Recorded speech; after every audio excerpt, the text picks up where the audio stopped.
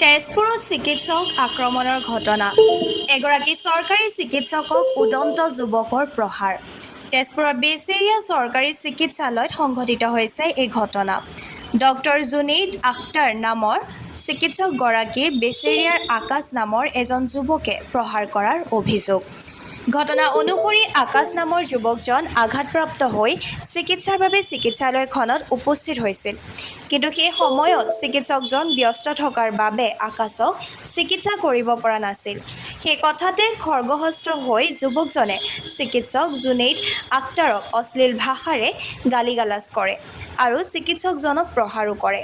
অভিযোগ মতে চিকিৎসালয়ত উপস্থিত হোৱাৰ সময়ত যুৱকজন সুৰাসক্ত আছিল, যাৰ বাবে চিকিৎসা কৰাত আপত্তি দৰ্শাইছিল চিকিৎসকজনে।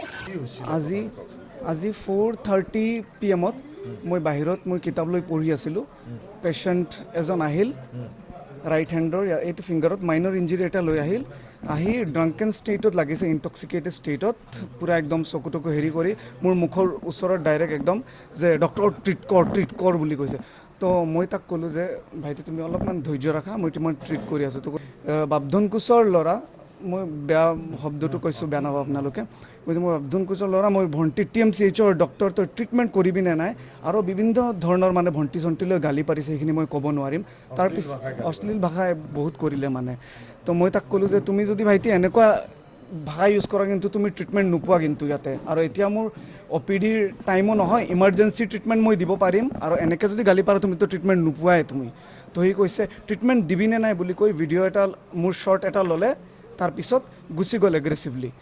ছেকেণ্ড টাইম বায়েকক লৈ আহিছে, বায়েকো তেনেকৈ এগ্ৰেছিভ নেচাৰ, মোৰ গাত চাত হাত দিয়ে আছে, ঠেলি আছে তেনেকুৱা। মই কৈছোঁ ভিডিঅ' আছে মোৰ, মই কৈছোঁ বাইদেউ আপুনি মুখেদি কথা পাতক, সিও তেনেকৈ এগ্ৰেছিভলি আহিল, আপুনিও তেনেকৈ বস্তু কৰি আছে, ভালদৰে কথা পাতক। তো কৈছে আপুনি ডক্টৰ হয়, আপুনি লৈছে, আপুনি ট্ৰিটমেণ্ট কৰিব নাই। মই ক'লোঁ এনেকুৱা যদি বেয়া ভাষা ইউজ কৰে আৰু ৱৰ্ডটো ইউজ যদি কৰে, মইতো ট্ৰিটমেণ্ট দিব নোৱাৰিম, আমাৰ কোৰ্টৰ অৰ্ডাৰো আছে, ইমাৰ্জেঞ্চি ট্ৰিটমেণ্ট ডিনাই কৰিব নোৱাৰি, কিন্তু মাইনৰ ইঞ্জুৰি যদি থাকে, এগ্ৰেছিভ পেচেণ্ট আমি ডিনাই কৰিব পাৰিম, এনেকৈ গালি দিলে মই ট্ৰিটমেণ্ট নকৰোঁ কিন্তু। তো মোক তাৰপিছত সি অলপমান চান্স পালে, ছাইডেদি আহি বুকুত কিক মাৰি দিলে। বুকুত কিক মাৰি তাৰপিছত মোৰ লগত বাগৰি আছে, তলত পৰি আছে। ছেল্ফ ডিফেন্স মই নিজকে বচাব চেষ্টা কৰিলোঁ, কিন্তু ডেলিবাৰেটলি সি ছেকেণ্ড টাইম কাজিয়া কৰাৰ কাৰণেই আহিছে। বেয়া শব্দ কৈছে আৰু বেয়া শব্দ কৈছে, আমি সেইখিনি ক'ব নোৱাৰোঁ আপোনাক। গতিকে সেইখিনি কৈ পেলাই হেৰি কৰিছে।